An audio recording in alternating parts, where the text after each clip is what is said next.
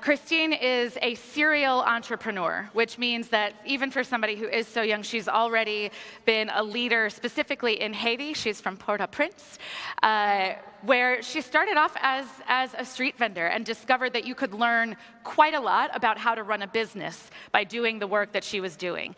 And in her spare time, like many of our Y leaders here, we find lots of productive ways to spend our spare time. Christine decided to teach herself how to code and then to launch her first online training business. She's a serial keynote speaker, and when she got married and had her first child, she realized that traveling was no longer as easy. So instead of traipsing around the world, she said, okay, I can still teach people if I teach myself how to code and build a website. So here to share with us a little bit of her story and to pose some questions about how you all want to be active participants in your futures is Christine Ntim.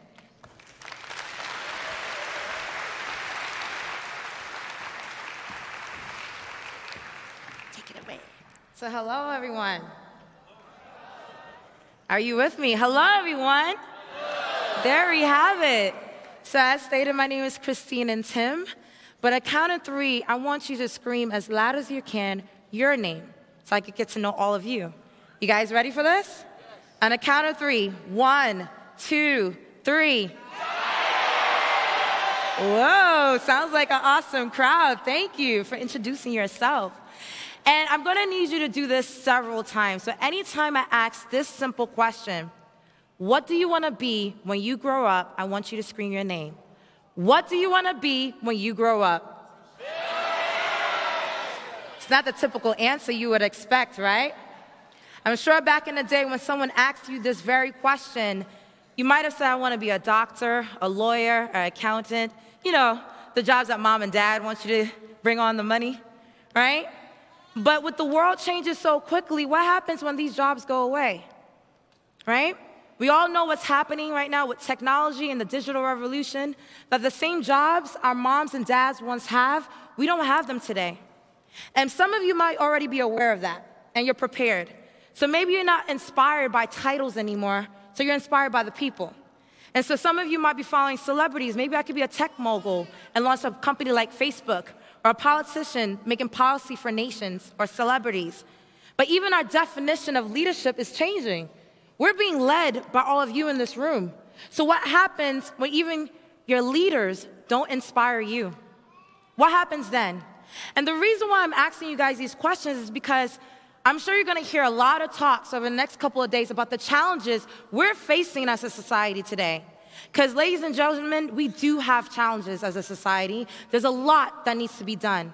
But when I think about what's happening around the world, I think to myself, of course, they would tell you, we have a plan. I'm sure you've seen this before, right? The SDG goals. And people will tell you, the adults in the room, mom and dad, are making the right agreements and the partnerships to find solutions for this. But I don't know about you. If you watch history, when I think about change makers who really are catalysts to make things happen, I think about you guys.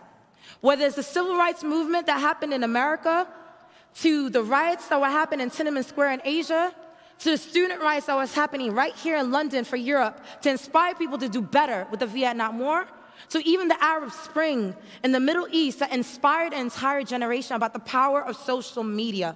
Young people have always been at the forefront of innovation, movement, and inspiring our adults to do better, and inspiring people to think and really be inclusive about the solutions that they're bringing to light. And so when I think about these movements, sometimes they start very small.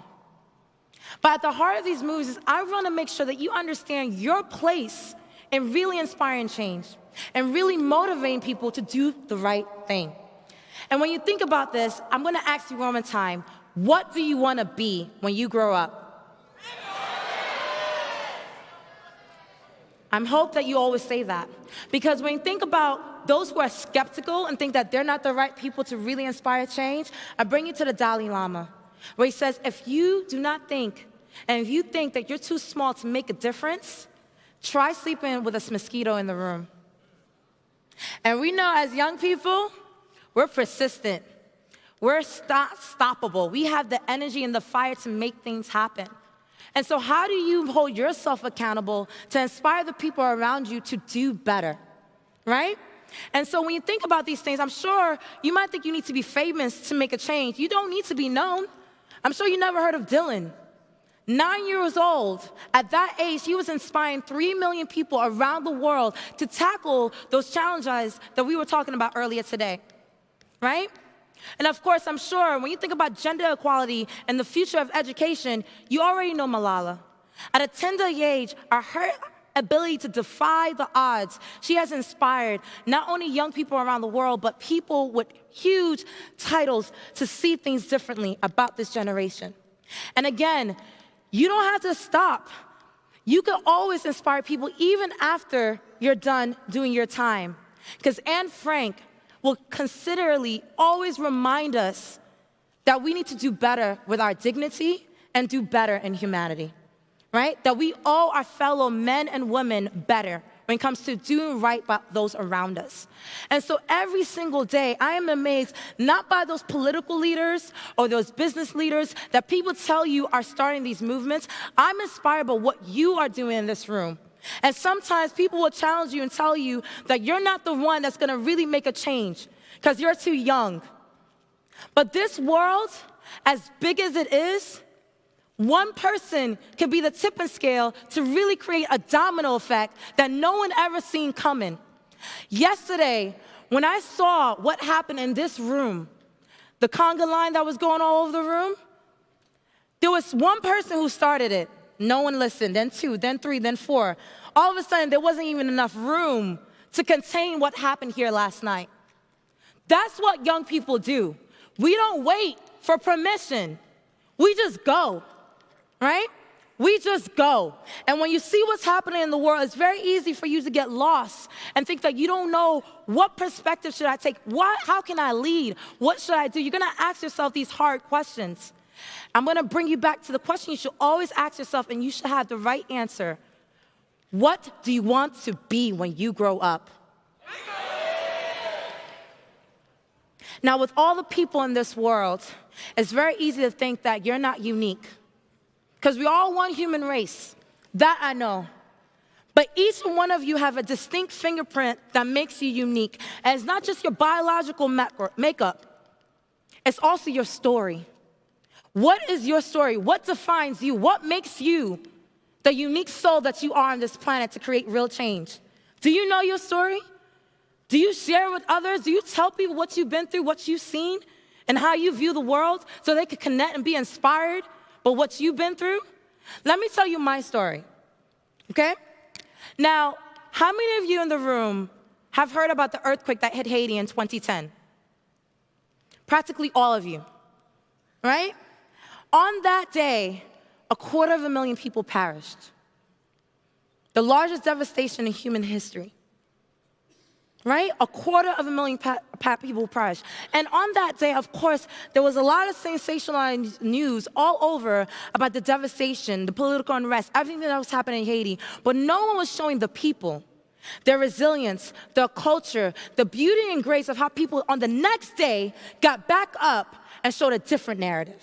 Now, I think about women like this one, a street vendor who actually not only woke up the next day and got right back to business, but even used the rubble to actually showcase her goods. And the reason why this resonated with me, because I actually grew up as a street vendor. In the streets of Haiti, alongside my mother and my grandmother, we come from a long generation line of women who sold on the streets. Whether it was food, products around the world, despite my Ivy League education, being a banker immediately after college, I still quit because I was fascinated by street vendors and street markets around the world. And for those of you who don't respect street vendors when you see them, you're in for a rude awakening. Because the economy, as it stands, I know a lot of people will tell you about the stock market and the formal economy, but business happens here. This is where business is happening around the world. And to think about this, there is about 4 billion people on this planet that make a living selling goods on these streets. And let me tell you something, when you find your truth, when you're passionate about something, even the crazies will have to follow and listen to what you have to say. Because again, I said this before, you do not need permission to actually do something. I hear a lot of young people today always ask us, I'll have this idea, what do you think? Who cares? Who cares what people think about what you want to do? If you have an idea in your head, you are blessed by the grace of God to have the idea, you go for it. Because people will start to listen.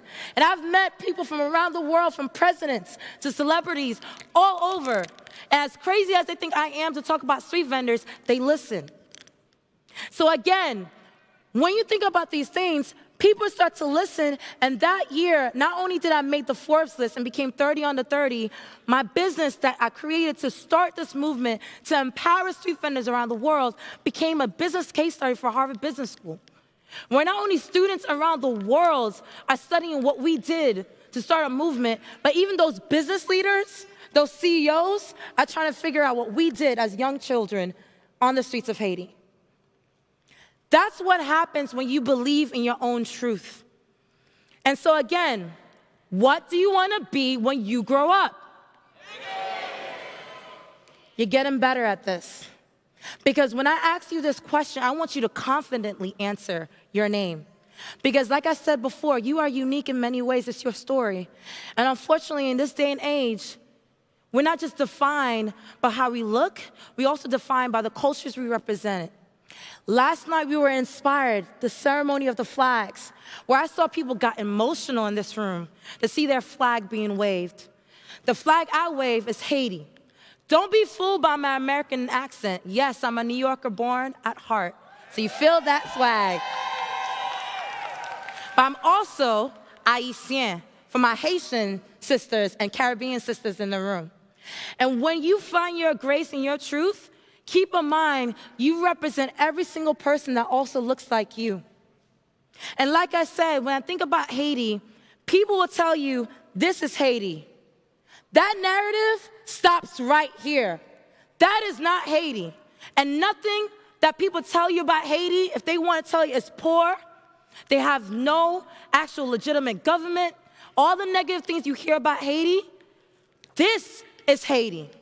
The first black republic that a lot of nations in this room owe their existence to, this is Haiti. Our beauty, our culture, and our resilience, this is Haiti. And when I think about what inspired me to really represent my country, I thought to myself, I don't have the titles of some of the people in this room. I don't. I might not even have the influence of some of these people in this room. But I have the heart to understand that the world is changing very fast. I understand technology. And I said, what would happen if we started something, a tech movement around Haiti to rebrand the country? And we launched Haiti Tech Summit in 2017. And let me tell you something. I did not go to the decision makers. I refused because they wouldn't listen. Because a lot of times, people who are experts will tell you all the reasons why you can't do what you can do. And for me to see that, I'm like, your lack of success has no definition of what I could do. You need to remember that. And so I went to my peers. A lot of times we overthink our fellow mates. The person to your left and to your right might be the best partner in crime that you need to make a difference in this world. That's your partner in crime. And so I went to my peers, I went to my friends, I said, let's make this movement happen. All under 30 years old. And this is what happened. The adults came, the presidents came, the celebrities came, people from around the world, people like Jack Dorsey, the founder of Twitter, came to Haiti for the first time. All the major companies, all the major media outlets were in Haiti. And every year since, people are shocked to find out that this is the real Haiti that they never saw. Despite this country being around for 215 years, this is the first time they saw Haiti differently. And I realized that once you start to, again, find your grace and find your truth, you have an accountability to do more and do better and keep that grace going. Because, again, my work did not stop there. I started thinking again, what do you want to be when you grow up? I asked myself that question again. Am I going to stop at Haiti, when I know, as a Haitian-American, the way I look, the way I present myself to you today, I am also of African descent. To all my brothers and sisters across the continent, I represent where these people come from too. And this narrative about Africa, people will tell you that they think they know what Africa is. And they never even been to the beautiful parts of Africa. There are places on Africa that will put the world to shame because it's so gorgeous, people are shocked. Back in 2000, The Economist, a respectable organization and media platform, said Africa, the hopeless continent. Can you believe this? I guess they changed their tune now. Africa rising. This just shows you the power of narrative, where when you start creating movements, how many of you have been seeing Afro beats? You're seeing people rocking their garments from across the continent. So now when you see someone of African descent, you think differently. And so I say, you know what? To my mom and dad in the audience, Mr. and Mrs. Souffrant Ntim, my family from Ghana, we said we gotta go beyond Haiti and go to the first Black republic on the African continent. We went to Ghana. Where are my Ghanaians in the house? We went to Ghana, because Ghana is also another inspirational part for the world. And when we saw what was happening in Ghana, again, we didn't go to the decision makers, we went to our peers. This happened. And people were shocked to see Ghana, a tech hub. Maybe this might make sense. And so, of course, we don't stop there. This year, we're traveling to 11 countries across the continent and bringing this message to Liberia, to Egypt, Rwanda, South Africa.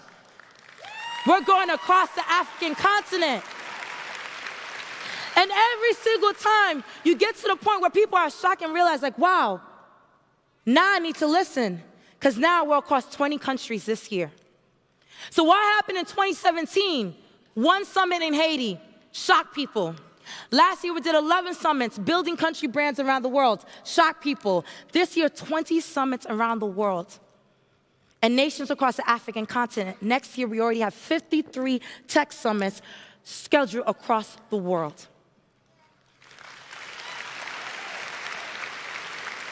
So again, I ask you, ladies and gentlemen, for the last time, what do you want to be when you grow up? Because there's a certain point where you realize you never need a permission, that you are just downright unstoppable. Now, you gotta tell people this Chinese proverb: the person who says it cannot be done should not interrupt the person who is actually doing it. Now you're unstoppable. So when you're at that point, I would like to remind people there's gonna be a lot of people that's gonna judge you and tell you you're too naive, you're too young, you're too inexperienced. Well, guess what? That sounds like a hell of a resume to me.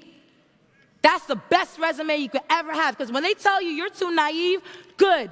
You'll be bolder than the people who've done it before you to make it happen.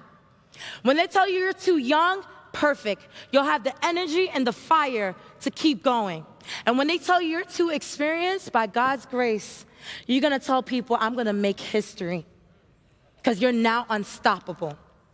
And so again, when I ask you for the last time, what do you want to be when you grow up? I hope when you hear this question, that your answer will always be that. Be yourself.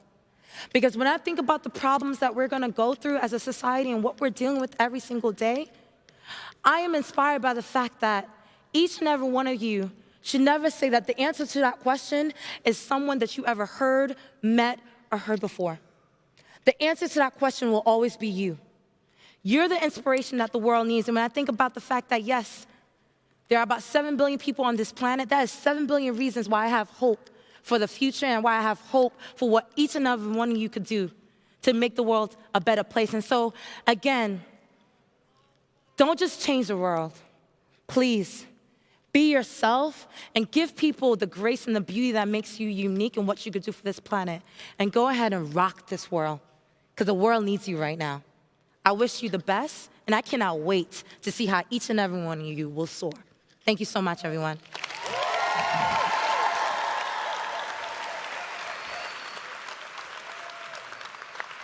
Thank you.